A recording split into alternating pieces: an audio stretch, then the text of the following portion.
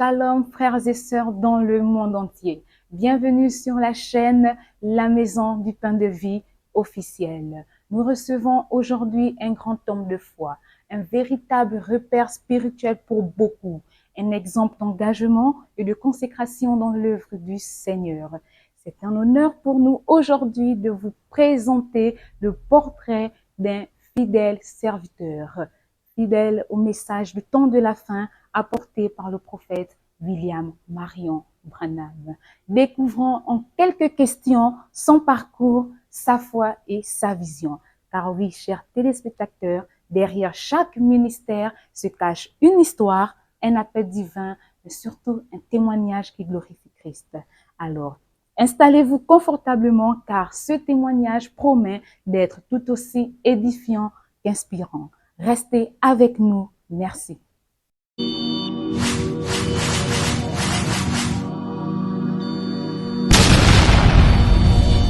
Comme nous l'avons annoncé il y a un instant, nous recevons aujourd'hui sur la chaîne La Maison du Pain de Vie officielle un invité de marque, une haute personnalité dans le monde du message, un pasteur, un révérend. Nous lui laissons donc le soin de se présenter lui-même à vous, chers téléspectateurs. Je suis le pasteur Soter Oba de Bethlehem Tabernacle à Libreville au Gabon.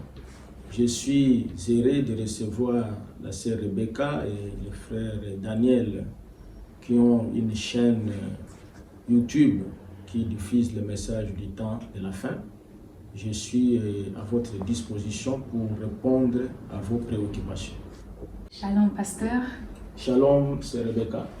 Avant d'entrer dans le vif du sujet, chers téléspectateurs, laissez-moi adresser au pasteur Soter toute notre gratitude.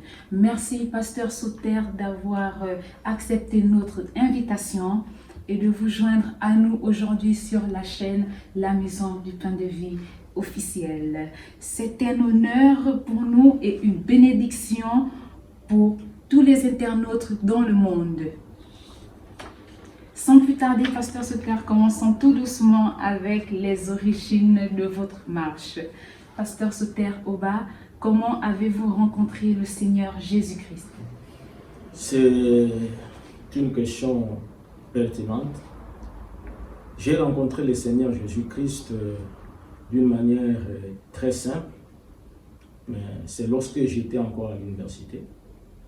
Et il y a un collègue qui parlait sur Jésus-Christ, c'était un évangéliste. Il était en première année, moi j'étais en préparatoire. Et j'étais intéressé quand il prêchait. Mais ce qui m'a beaucoup marqué lorsqu'il a commencé à parler sur la divinité de Jésus-Christ.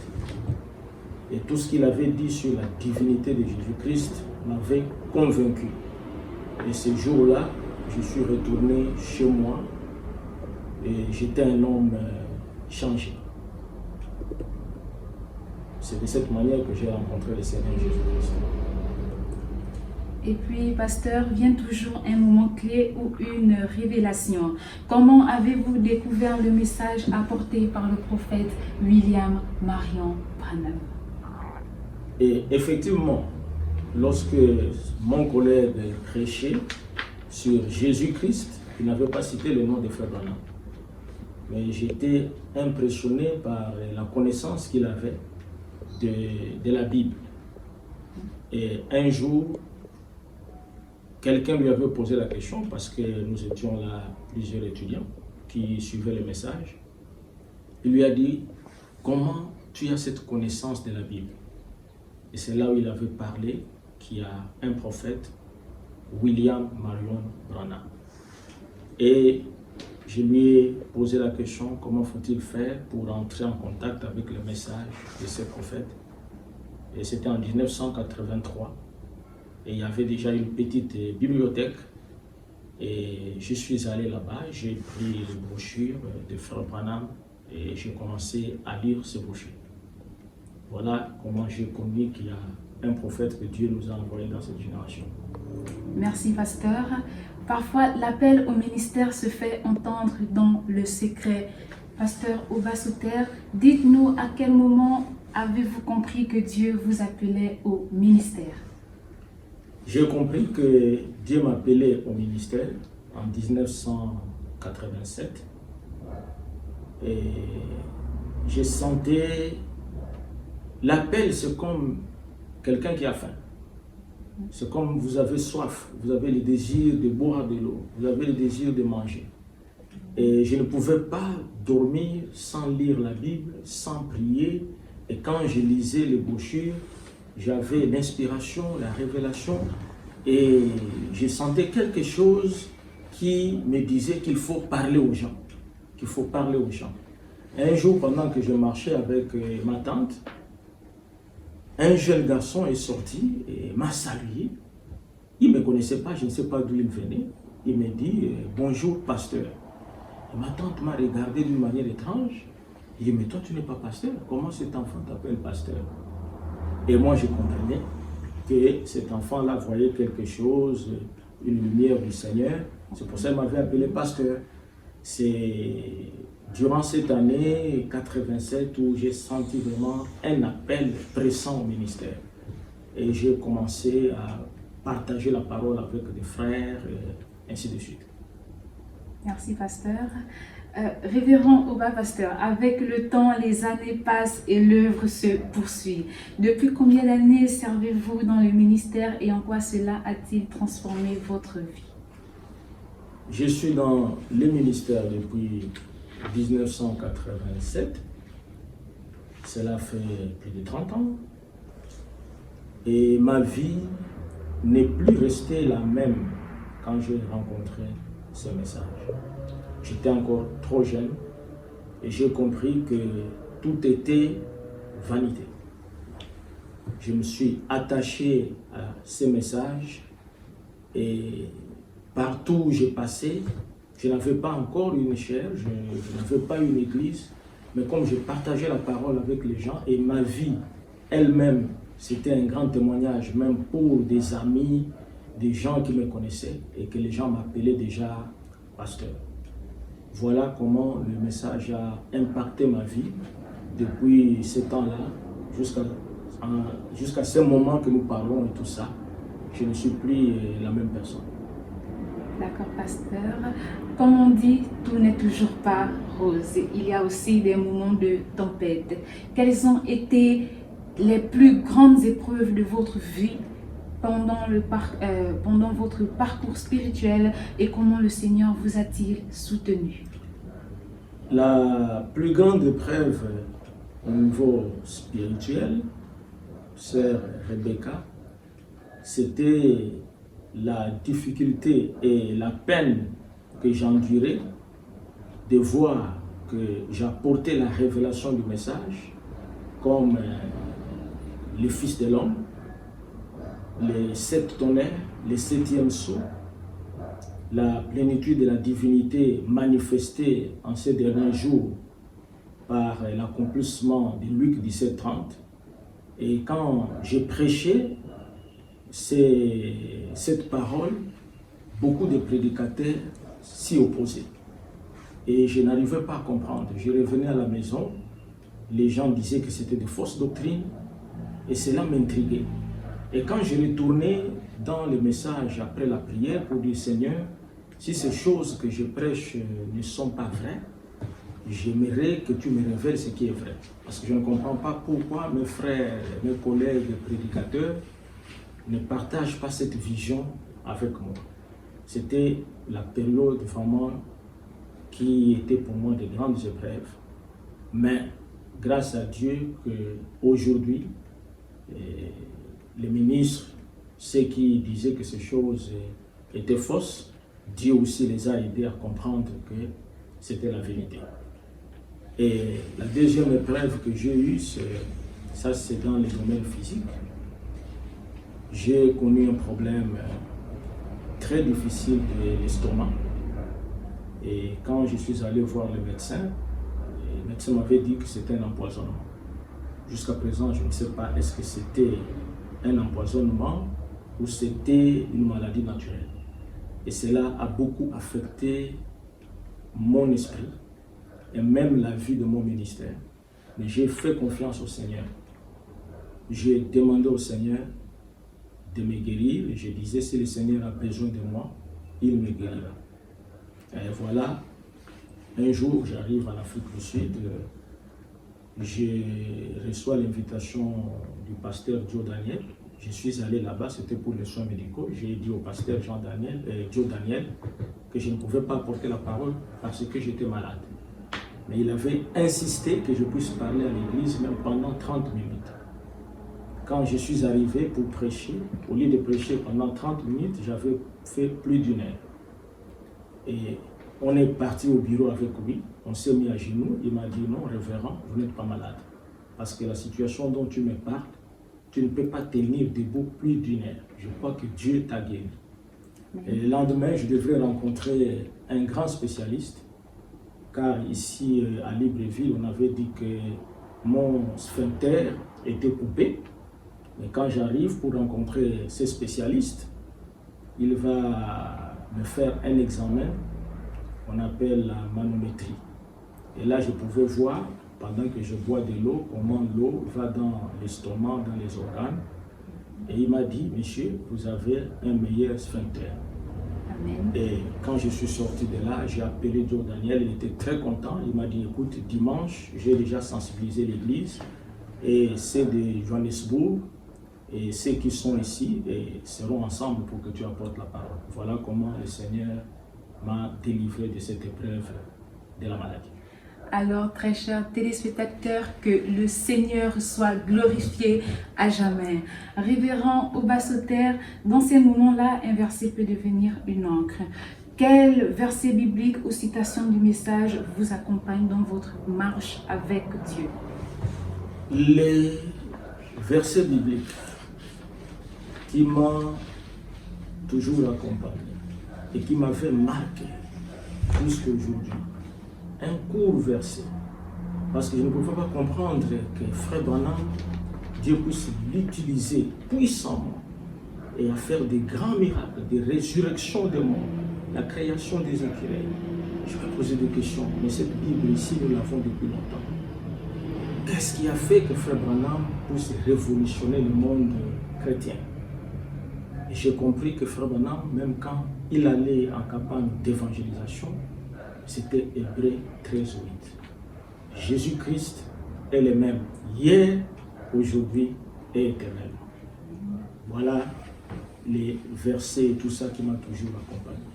Jésus-Christ le même hier, aujourd'hui et éternellement. Merci, révérend pasteur, pour cette merveilleuse réponse.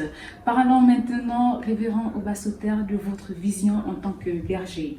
Quelle est votre vision pour l'Église locale et pour l'édification du corps de Christ? L'Église locale. Moi-même, je suis un pasteur d'une Église locale. Et quiconque a un appel dans le message de Frère Branham, à qui Dieu donne une chair et un troupeau, c'est un pasteur local. Le seul pasteur de l'âge, c'est le prophète William Marion Branham. Et je crois que l'Église locale est souveraine. Et je crois que le pasteur qui est élu dans une assemblée locale a l'autorité sur son Église. Et c'est tout. Je ne crois pas qu'un pasteur élu dans une assemblée locale puisse recevoir les orientations ou les ordres venant de notre pasteur. Et je crois aussi qu'un pasteur doit avoir une seule assemblée locale où il est pasteur berger.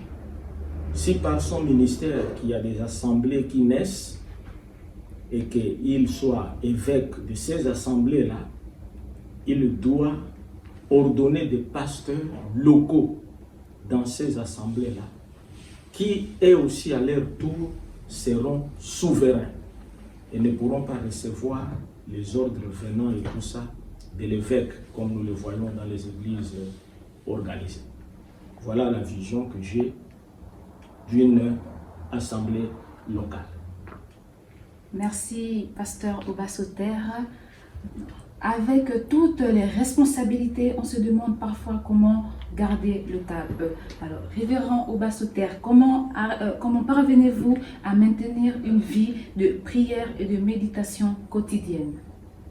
Mais, sœur Rebecca, quand tu me dis qu'avec les responsabilités que vous avez, comment pouvez-vous maintenir une vie de prière, de méditation? Mais la première responsabilité d'un pasteur, c'est cela. C'est-à-dire que la première occupation d'un berger et tout ça, c'est la prière, c'est la méditation, c'est la parole. Donc, ce que toi tu dis, ce que tu me demandes, c'est l'ADN même du pasteur. Donc, on ne peut pas l'expliquer, c'est la vie du pasteur. C'est la première chose qu'un pasteur doit faire. Et après, le reste viendra après. Et aujourd'hui, peut-être qu'il y a des gens, bon, c'est d'abord les affaires, et puis on n'a pas le temps de méditer et tout ça. Mais moi, j'ai opté d'abord pour la parole, la première des choses. Ça, c'est même la vie d'un prédicateur. Il n'y a pas d'explication à cela. C'est une vie, c'est comme toi, et tu respires. Et c'est ce que le pasteur doit être. Merci, pasteur. Très chers téléspectateurs, nous approchons à grands pas vers la fin de notre entretien. Mais avant, nous devons profiter, comme je vous ai dit, nous avons aujourd'hui sur notre chaîne une haute personnalité dans le monde du message. Alors, pasteur Soter Oba, un conseil maintenant pour ceux qui viennent après. Quel message souhaitez-vous adresser aux jeunes qui veulent servir Dieu dans ce temps de la fin? Et pour les jeunes que Dieu appelle au ministère en ces derniers jours, vous êtes responsables des âmes. Car Frère Branham dit, lorsqu'on choisit une église, votre église vous conduira à votre destinée éternelle. Il faut qu'il y ait beaucoup de sérieux dans les ministères. Vous pouvez ne pas avoir de grandes révélations, mais vous avez un appel divin. Si vous n'êtes pas sérieux dans ce que vous faites, vous allez échouer. Il faut la sincérité. On ne part pas sur les champs missionnaires pour avoir de l'argent. Il faut savoir que c'est un métier difficile. C'est vrai que Dieu peut bénir financièrement, mais il faut être patient. Et il faut toujours commencer au pied d'un ancien qui pourra vous encadrer afin que vous puissiez être orienté dans ce travail. C'est un travail difficile. Je crois que s'il y a le travail difficile dans le monde, c'est être ministre de l'Évangile, surtout berger, pasteur, responsable d'un troupeau. Parce qu'en dehors de la nourriture spirituelle que vous allez donner aux brebis, vous avez la responsabilité de pouvoir les orienter, résoudre certains problèmes sociaux. Il faut avoir de la sagesse. C'est pour cela Salomon avait dit, Seigneur, donne-moi la sagesse. Et Dieu lui a dit que j'accompagnerai la sagesse par aussi l'argent. Donc, jeunes gens, c'est une grande responsabilité. Il faut être sérieux. Il ne faut pas suivre le courant de la civilisation. Il faut être consacré, il faut être sincère. Il faut y aller dans le but d'apporter l'évangile pour sauver les âmes. Il ne faut pas aller dans le but de recevoir de l'argent. Parce que nous avons mis du temps. On a été patient avant que Dieu puisse nous bénir et tout, matériellement, spirituellement. Et on a besoin de ces jeunes-là aujourd'hui pour apporter ces flambeaux du message plus loin. Merci, pasteur Oba Soter. Très chers téléspectateurs, nous arrivons au terme de cet entretien. Mais avant, une seule phrase Un seul mot peut tout résumer. Révérend Oba Soter, que signifie pour vous être un homme du message dans ce monde d'aujourd'hui? Un homme du message, je préfère le terme croyant du message. Un croyant du message du temps de la fin, prêché par le prophète de Dieu, William Marion Branham, c'est celui-là qui croit que Jésus-Christ est le même hier, aujourd'hui et éternellement. Je reviens sur Hébreux 13. Pourquoi je le dis? Parce que Frère Branham m'a dit que si votre pasteur ne croit pas que Jésus-Christ est le même hier, aujourd'hui et éternellement, ou votre église et tout ça, sortez de cette église. Mais quand on regarde, c'est très simple. Tout le monde croit que Jésus-Christ est le même hier, aujourd'hui, éternellement. Je ne pense pas, c'est Rebecca, que si tu posais la question à un pasteur, même s'il est d'une église dénominationnelle, tu lui dis, pasteur, est-ce que vous croyez que Jésus-Christ est le même hier, aujourd'hui, éternellement? Il te dira, oui, je crois que Jésus-Christ est le même hier, aujourd'hui et éternellement. Mais Frère Branham, maintenant, explique en profondeur ce que Hébreux 13, 8 signifie. Dans la sémence des discordes, il dit que si quelqu'un se dit un prédicateur quelque part et qui ne croit pas que Jésus-Christ est le même hier, aujourd'hui et éternellement, en chaque détail, mais à l'exception de son corps physique, celui-là est la sémence des discordes. Donc voilà, quelqu'un qui croit le message doit savoir que celui qui a marché avec les enfants d'Israël dans le désert avec Moïse, celui qui a visité Abraham, qui a traité avec les patriarches, c'était Jésus. Et que celui qui a été envoyé en Israël, qui est né de Marie, c'était Jésus. Et celui qui nous a été envoyé au temps de la fin, c'est aussi Jésus. Donc il est le même hier, aujourd'hui et éternellement, en chaque détail, mais à l'exception de son corps physique. C'est lui qui a fait les miracles aujourd'hui, qui a ressuscité les morts, qui a créé les écureuils. C'est Jésus. Et il a utilisé encore Frère Branham. Lorsqu'il est allé visiter Abraham, Frère Branham dit qu'il a pris la poussière de la terre, il est entré. C'était un autre corps, mais c'était toujours Jésus. Et quand il est allé pour voir les enfants d'Israël, c'est le corps qui a été créé dans les ventres de Marie, Jésus. Voilà, je crois qu'un croyant du message doit connaître ce principe. Pourquoi je dis cela? Car il y a beaucoup qui nous accusent d'adorer Frère Branham. C'est parce qu'ils ne comprennent pas que Jésus-Christ est le même hier, aujourd'hui et éternellement, en chaque détail, à l'exception de son corps physique. Et Frère Branham, c'est un corps que Jésus-Christ a utilisé pour accomplir les promesses qui ont été données aux gentils. Donc, il a visité pour la première fois les Juifs et les Samaritains. Il leur a donné les signes messianiques qui étaient les discernements. Il ne l'a jamais fait pour les gentils. Mais il a promis que ce qui arriva du temps de Lot arrivera pareillement chez les gentils. Il a pris le corps de Frère Branham pour nous donner aussi les signes messianiques. Voilà le principe pour moi d'un croyant dans le message. Il faut qu'il comprenne Hébreux 13, 8. Merci, révérend Oba Soter.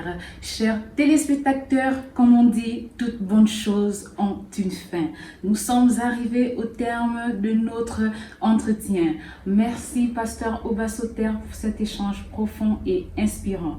Que le Seigneur vous fortifie davantage et que son épouse se tienne prête.